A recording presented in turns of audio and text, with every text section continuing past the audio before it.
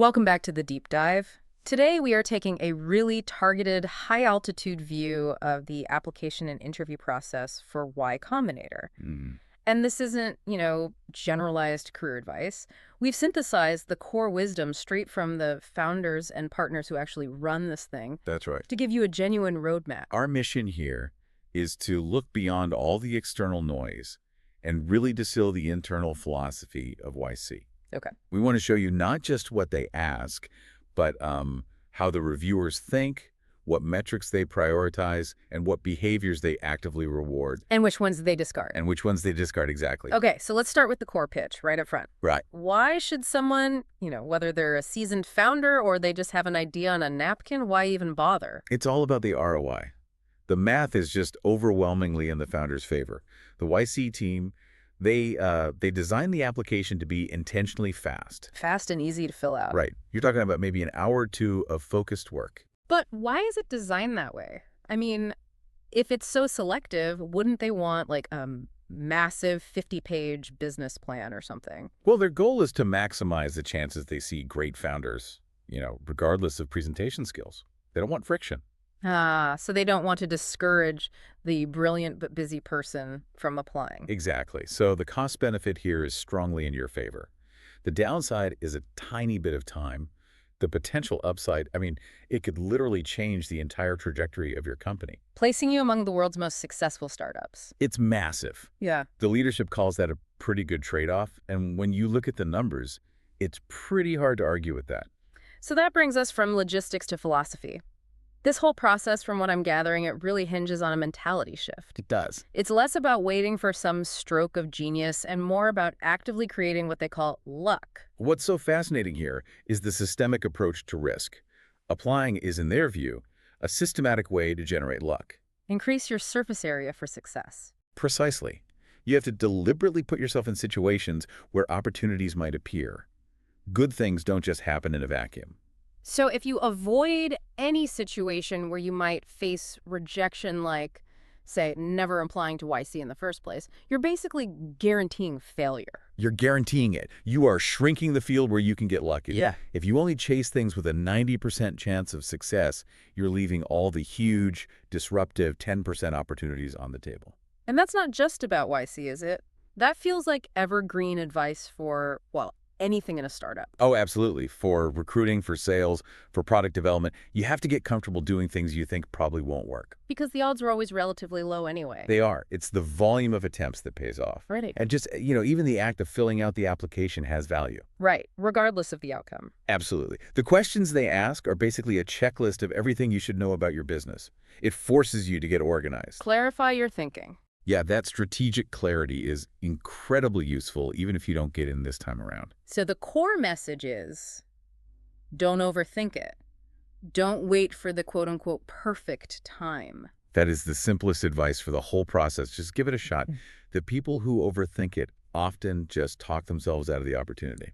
Okay, so since we've established that philosophy of taking small systemic risks, let's talk about the specific excuses people use to avoid taking that risk. We've got 7 common and incorrect reasons people hold back. Let's bust them. Okay, myth number 1.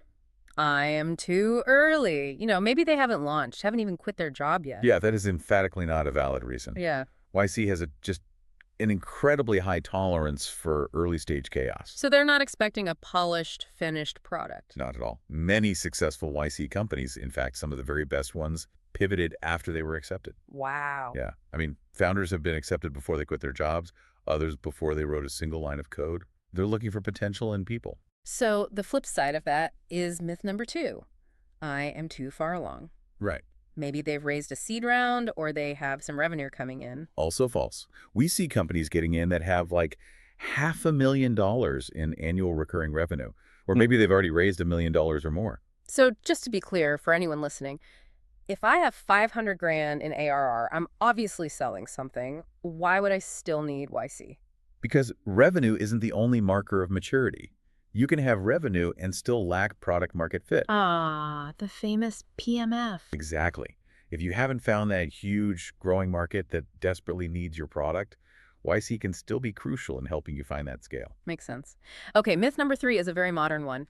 Watching the videos is the same as being a founder. Oh, this is a major dangerous misconception. The I'll just do startup school and save the equity argument. Right. And the public content is great, but being a real YC founder is profoundly different. Inside the program, you get the partner's full, dedicated attention. Real-time access. Yeah. Partners text with founders all the time. You get one-on-one office hours, and crucially, you get access to proprietary knowledge, the secrets that they would never, ever share on the internet. And we're talking tangible assets too, right? Like internal tools. Exactly. Proprietary fundraising data, tools for running a Series A, the network. You just can't replicate that on your own. Okay, myth number 4 is dealing with gatekeepers. This happens when, local investors or mentors actively discourage you from applying. Yeah, and this requires some tactical responses. If an investor discourages you, you should ask them directly. Are you going to invest yourself, and on what terms? That's a bold question. It is, but it forces clarity. If they won't, then their advice is just self-interest. They don't want to see you raise from someone else. And what about, say, local ecosystem players who tell you to stay small, stay local? You have to ask them, are you discouraging me from dreaming as big as I can dream? YC funds global ambitions. Don't let someone trade a real opportunity right in front of you for some theoretical thing that might happen later. Right. Myths 5 and 6 are kind of related. People think their company is too unique.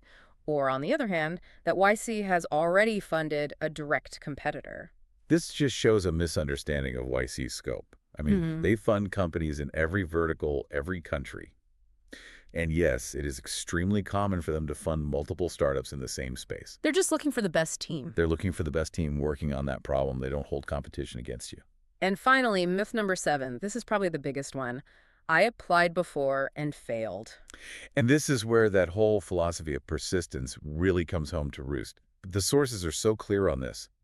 Applying multiple times is a plus. It's not a negative. It is not a negative. Most founders in the recent batches were not first-time applicants. We're talking about people who applied 5, 6, 7 times. And that shows character. It shows persistence, seriousness, character. It counts heavily. Okay, we've covered all the invalid reasons. So what are the actual deal breakers? What are the few valid reasons not to apply? There are really only 3. 1, you only want to work on it for a short time, like a summer project. Not a long-term commitment. Right. 2, you fundamentally do not want to pursue venture capital. YC is a form of VC. And 3, your business isn't a technology startup. It lacks that core software or biotech component that allows for scale. If you're not in one of those 3 buckets, you should be applying. You should be applying. All right, let's get into tactical advice for the application itself. It's simple, but details matter. They really do. It's all online. Apply only on the website. No need for permission, no introductory emails, no pitch decks unless they ask for it. That just shows you can't follow directions. Exactly. And the number 1 tactical rule, which is so often violated, is fill the entire thing out. Seriously, people leave it incomplete. All the time. Applications that get immediately downgraded are the incomplete ones. If you don't fill out the founder bios, you're signaling a lack of seriousness. And along with that, I assume, is paying attention to the small stuff, like grammar and punctuation. Oh, absolutely. If you're sloppy with the application, the assumption is you'll be sloppy building the company. The founder video is also crucial here. Follow the directions precisely. Yes, they've explicitly said they weigh your ability to follow directions in the selection criteria. It's a simple test. And for written answers, the key is to be clear and concise. Crystal clear. The partners always say, more words is not better. Just answer the question directly. So let's get inside the reader's head. What are they actually looking for? They're asking themselves 5 core questions. 1, who are the founders? Backstory, how they met, who does what. 2, what's the idea and what do they have today? Is it built? Are there users? Exactly. 3, is there evidence people want this? Traction, customers. 4, are the founders serious? Did they quit their jobs? And 5, what is uniquely impressive here? The goal, then, is to pass what you call the story test. Yes. You have to give them the data points to tell a clear, concise story about your company. A strong story might be, 2 friends from Facebook quit to build a new cloud hosting company. They have a demo, 1 paying customer, and a plan to be the top host for React apps. It's concrete, specific. It is. And the warning is against applications that, in their words, obfuscate everything. If the reviewer can't tell what your idea is or if you have customers, your chance of an interview is basically 0. Their brain just turns off. It just turns off. They see thousands of these. You have to be aggressive with clarity. And the GitLab example you mentioned is perfect for this. Now, a public company, but their original application was super clear. Brilliantly clear. It was something like, GitLab is an open source alternative to GitHub. Mhm. We are focused on the enterprise self-hosted market. That's it. Wow. In 2 sentences, you get the problem, solution, market, and customer. Exactly. It's immediately understandable. And finally, on the application, the honesty policy. This is non-negotiable. YC rewards honest people. Any intentional misrepresentation, revenue, traction, whatever, it's automatic and permanent disqualification. They will find out. And the evidence rule. Extraordinary claims require extraordinary evidence. If you claim a huge company is your customer, you better be able to back that up. Let's shift to the interview. If you get through the application, what's the single biggest variable for success? The sources are overwhelmingly clear on this. It is the quality and quantity of technical talent on the founding team. How much of a difference does it make? The data shows that teams with founders skilled enough to get hired at a top YC company, and that includes internships at, say, Stripe or Airbnb, they have 5 times better odds. 5 times. That's a huge multiplier. So if that's the case, why do they accept non-technical founders at all? That's a great question. They do, because a huge market and an exceptional founder can sometimes overcome that execution risk.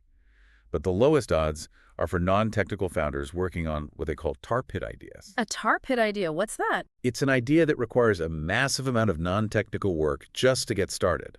Complex partnerships, regulatory hurdles, things you have to solve before you could even write code. The advice being, if you're non-technical. Add technical talent. Co-founder matching works. They encourage it. Okay, one last myth to bust before we get to the interview itself. The networking myth. The idea you need a warm intro. The YC model was built specifically to fund complete strangers based on the application form. They do not want warm intros. They don't want unsolicited debt. They want you to fill out the form on the website. That's it. And beware of scammers who claim they can get you in for money or equity. That has zero positive effect. It often gets you disqualified. So you get selected. You get the famous 10-minute Zoom call. What should founders expect? It's intense. 10 minutes, all founders must attend 2 to 4 YC staff on their side. And you should just assume they're looking at your application live. And the questions aren't tricks, right? No, not at all. They're basic and highly context-dependent. Pre-launch, they'll ask about launch timing. Regulated space, they'll ask about your regulatory strategy. So what's the biggest mistake founders make in that tiny window? This is so crucial. Do not treat the interview as an adversarial process. Like you're fighting the other team. Exactly. Or applying to college. The people interviewing you are likely going to be your group partners. They're asking themselves one question: can I have a productive working relationship with these founders? So acting weird or aggressive or evasive, it just backfires completely. It backfires. They're testing your partnership potential, reciting memorized speeches, not actually listening to the question, trying to stretch the truth. All of that leads to a low score. So what does a successful interview look like? How do you nail those 10 minutes? Well, all the basic questions are answered well and specifically. The founders show complete mastery of their own business. They know their numbers, their risks, their next steps cold. And they're credible. Credible, honest, and self-aware. They're confident, but they're not in denial about their challenges. And finally, they be themselves. What does that mean, practically, in such a high-stakes moment? It means showing up authentically. Don't act like it's a Shark Tank episode or some rehearsed pitch competition. That stuff is exhausting for the interviewers. They want to see the real you. The person they'll be talking to on Slack or texting in a crisis. Be honest about weaknesses, but confident in your strengths. This has been a true deep dive. For any founder listening, the math we started with still holds up. Applying to YC is a tiny time commitment with, really, an uncapped upside. It's probably the highest ROI decision you can make. And the theme of persistence just runs through everything we've talked about. And remember, the path doesn't end with a rejection. YC sends an email with quick, actionable feedback if you don't get in. Right. And this leads to the final, I think, most powerful thought for you to take away. Internalizing that feedback, addressing it, and then showing that progress in a future application is heavily weighted in your favor. Because it proves character. It proves character, seriousness, and responsiveness. The real journey here is about that persistence. It's about nurturing that mentality of creating luck by just putting yourself out there again and again.